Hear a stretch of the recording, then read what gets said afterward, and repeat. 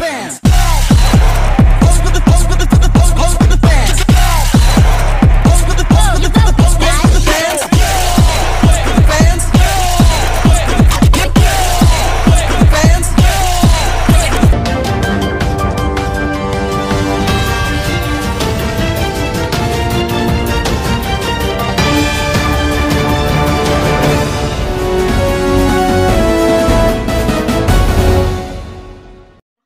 Si Melcher Stepkin ang leader ng ikatatlong grupo. Ngayon natatalakayan namin ang mga pagbabago sa kultura ng mga Pilipino sa panahon ng mga Espanyol. Ano-ano nga bang mga ito? Tara na't alamin natin.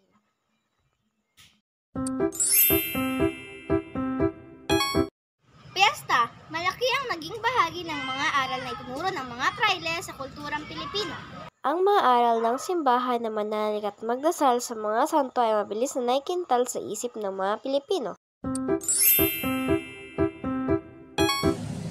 Laro at libangan, ipinakilala ng mga Espanyol sa mga Pilipino ang iba't ibang uri ng mga laro at libangan na kilalaunan ay naging bisyo tulad ng mga loterya, pagtaya sa mga karera ng kabayo, sabong at iba pa.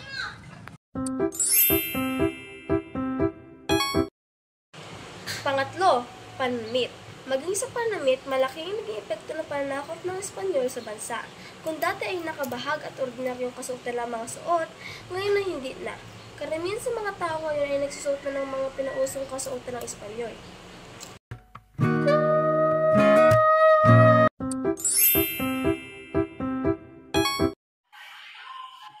Pangalang Espanyol, patuloy ang pagbabago ng mga katutubo sa pamagitan ng pagpalit ng pangalan ng apelyidong Espanyol. Tulad ng mga De Los Santos, De Los Reyes at iba pa.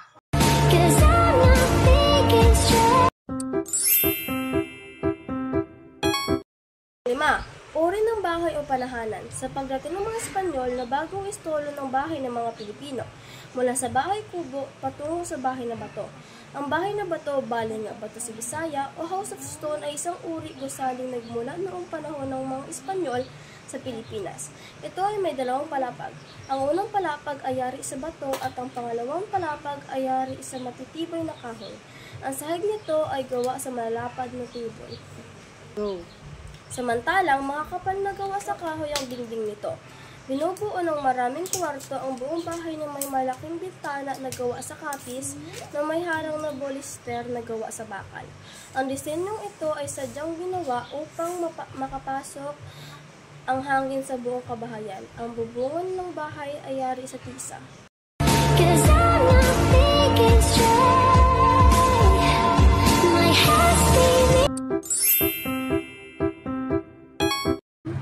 Pagpinta. Marami ring mga pagbabago pagdating sa pagpinta. Bago pa dumating ang mga Espanyol, ang mga pinta ng mga Pilipino ay simple lamang. Ang mga pinta ng mga Pilipino ay ang lahat ng mga nasa kanilang kapaligiran. Subalit nang dumating ang mga Espanyol, ito ay nagbago. Tungkol na ito sa mga Santo Papa at sa paghihirap ni Jesucristo sa krus.